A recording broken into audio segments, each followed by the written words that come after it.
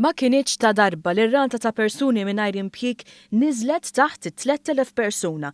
L-istatistika għal Jannar tat l-istess riżultat għaliex dawk li reġistraw mal-Jobs Plus kienu biss 2,889. Dan meta fl-istess xahar tas-sena li għaddiet kienu 4,710. Jekk imbagħad inħarsu lejn l-aħħar Jannar ta' meta pajjiżna kien immexxi minn Lorenz Gonzi u Simon Busuttil, id-differenza hija ferm ikbar għaliex hemmhekk ir-rata kienet taqbes is-7,000.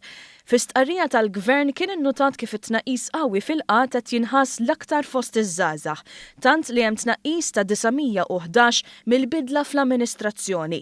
Fl-istess perjodu kien hemm ukoll tnaqqis ta' 1,653 persuna f'dawk li jinsabu fil-qatt fl-età ta' 45 sena jew iktar, kategorija ta' nies qiegħda meqjusa fost l-iktar eskluża mis-suq tax-xogħol.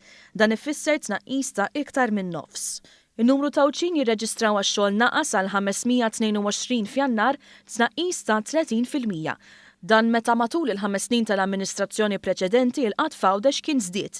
Naqsu wkoll dawk li kienu ilhom jirreġistraw iktar minn sena u l-persuni b'diżabilità ifittxu l-impjieg. Fi-stqarrija il-Gvern qal li l-fatt li pajjiżna sa issa ra n-numru ta' dawk jirreġistraw jaqa' b'61% huwa l-aqwa ċertifikat li Malta għandha ekonomija fejn il-ġid verament qed jasal għand kulħadd.